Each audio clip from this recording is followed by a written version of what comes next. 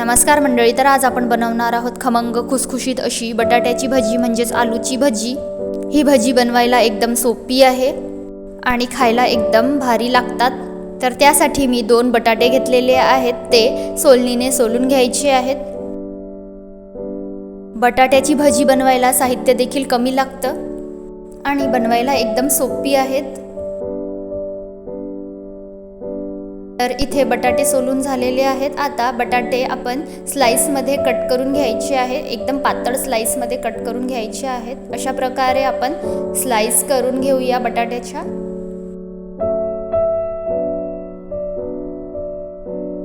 तर अशा प्रकारे बटाटे स्लाइस मध्ये कट करून घ्यायचे आहेत। आता भज्याचं पीठ भिजवून घ्यायचं आहे, त्यासाठी आपल्याला बेसन घ्यायचं आहे एका बाउल मध्ये। त्यामध्ये चवीपुरता मीठ टाकायचं आहे, लाल तिखट टाकूया,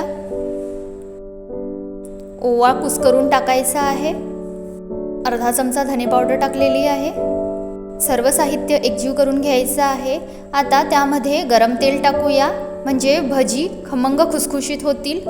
2 चमचे गरम तेल करून टाकलेलं आहे। पूर्ण साहित्य एकजीव करून घ्यायचं आहे।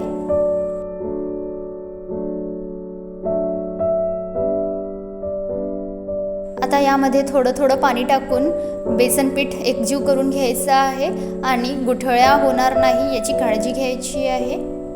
बेसन पूर्ण प्लेन करून घ्यायचं आहे हाताने। तर अशा प्रकारे बेसन भिजवून घ्यायचं आहे, बेसन एकदम पातळ नको। बटाट्याची स्लाइस पाण्यामधून काढून घ्यायची आहे आणि बेसन पिठात घोळवून घ्यायची आहे आणि भजेप्रमाणे सोडायची आहे।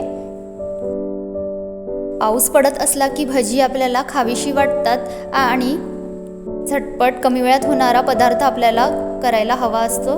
पाऊस आणि गरमागरम भजी हा उत्तम कॉम्बिनेशन आहे।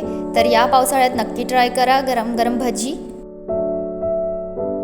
भजी दोन्ही बाजूनी छान पलटून फ्राय करून घ्यायची आहे तेलामध्ये।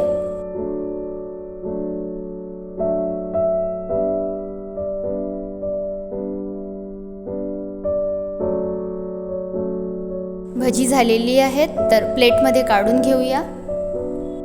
तर ही भजी आपण टोमॅटो केचप, टोमॅटो सॉस सोबत खाऊ शकतो। तर नक्की ट्राय करा। व्हिडिओ आवडल्यास लाईक करा, शेअर करा आणि चॅनलला सबस्क्राईब करा। भेटूया नेक्स्ट व्हिडिओमध्ये।